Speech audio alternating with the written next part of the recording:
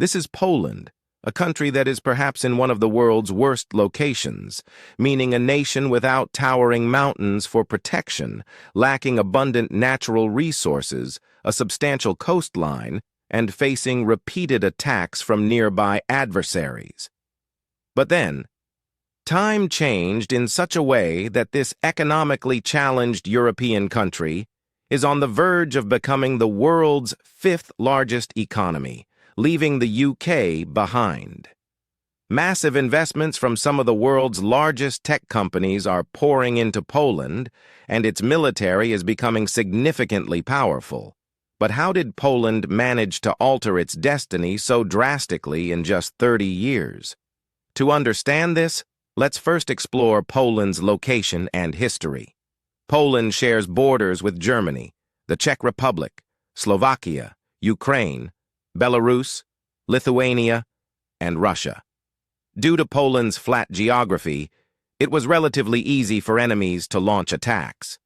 In the north, Poland is bordered by the Baltic Sea, but for Polish ships to navigate open seas, they had to pass through strategic choke points controlled by other countries, putting Poland under their influence. However, if we talk about 100 years ago, the Polish Empire was very powerful, controlling the entire area from the Baltic Sea to the Black Sea. Whether it was Lithuania, Belarus, Ukraine, or even a significant part of Moscow, Russia, everything fell under Poland's control. But after the 17th century, the Polish Empire began to weaken, facing a significant blow from the Ottoman Empire, which eventually led to the separation of various states from the Polish Empire. Now, Poland had enemies on all sides: Sweden and Denmark in the north, Germany in the west, the Soviet Union in the east, and the Ottoman Empire in the south. This was the reason that for the next 100 years, Poland remained under constant attacks. However, in 1918, the real battle began when, after Germany's defeat in World War I, they left the entire area vacant. Now, since before the 18th century, all these states were under Poland's control. It was evident that Poland used its military to reclaim these lost territories. On the other hand, the Soviet Union also had its eyes on these areas because they wanted to use these routes to propagate their ideology to Germany. However, Poland became a significant obstacle for the Soviet Union, and a massive war ensued between the Soviet Union and Poland. And then in 1920, the Soviet Union's army reached Warsaw, the capital of Poland. However, Poland executed a powerful counterattack, reclaiming all its territories from the Soviet Union. Due to its defeat, the Soviet Union faced significant trouble, and just 2 months later, in October, they signed a ceasefire agreement with Poland. In March 1921, the Treaty of Riga was signed, defining the borders between Poland and Soviet Russia. For the next 19 years, Poland managed to survive various threats. However, within these 19 years, Germany had regained power and once again conquered Czechoslovakia and Austria. Then, in 1939, Germany attacked Poland, swiftly taking control of half of Poland within weeks. The war wasn't over yet when, from the other side, the Soviet Union also attacked Poland. The remaining parts of Poland fell under Soviet control. For the next 5 years, Poland played between the hands of Germany and the Soviet Union. Then came 1945, when Germany surrendered and all of Poland went under Soviet control. After the collapse of the Soviet Union in 1991, Poland started moving closer to the West instead of Russia. After years of struggle, Poland understood that it needed to build alliances with its neighbors. Consequently, in 1999, Poland became a NATO member, and just 5 years later, in 2004, it joined the European Union. This was the time when Poland's graph started moving upward. From 1946 to 1990, Poland remained under the Soviet Union's influence.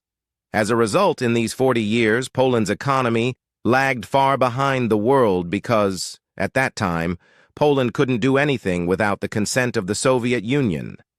This is why, after separating from the Soviet Union, Poland was the poorest country in Europe, and most educated people in Poland were leaving their country to become the wealthiest in other countries. The rapid rise of Poland's economy, which had not been seen in any European country before, began immediately after Poland separated from the Soviet Union and started strategic planning. First, Poland reprivatized all nationalized industries.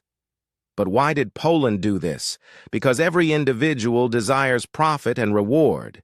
If the reward is fixed for any work, people lose the motivation to work hard.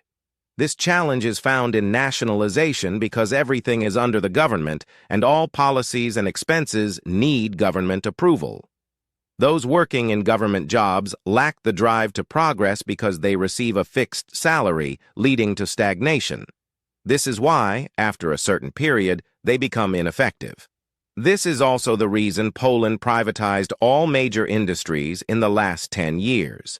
However, even these steps were not enough for international growth. Therefore, Poland started making efforts to become a part of the European Union. Poland's hard work has paid off. After 2004, the star of Poland's destiny began to shine. It had the cheapest labor in Europe, attracting manufacturing plants from Germany, the US, the UK, and France.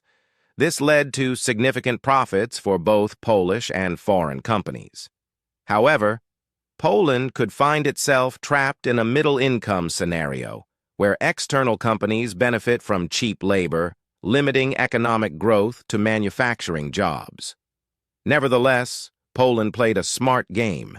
It started training its workforce in the latest technology, offering free engineering, data science, and software engineering courses to people above 16.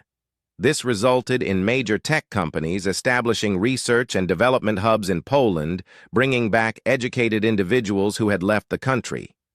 Due to the conflict in Russia and Ukraine, many highly educated Ukrainians sought refuge in Poland, contributing to its workforce. Simultaneously, Poland invested heavily in its military, aiming to have the most powerful army in Europe. It allocated a significant portion of its GDP, not just for traditional military assets, but also for fighter jets, tanks, and modern military equipment. The Prime Minister of Poland stated plans to increase military spending further, potentially making Poland's army the third most powerful in NATO. Given the prolonged conflicts, Poland recognized the importance of a strong military. There is speculation that Poland might be Russia's next target, which explains its focus on military strength. Despite its reluctance to rely on foreign investments, Poland heavily depends on foreign direct investment due to its industries and lack of natural resources. If companies withdraw their investments, Poland's economy could face challenges.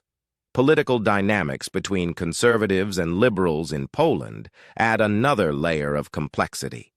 The conservative government's clashes with liberals could pose a threat to Poland's progress. One wrong step could jeopardize all the advancements Poland has made over the years. If you found this video interesting, please subscribe to the channel for more updates. See you with a new video soon.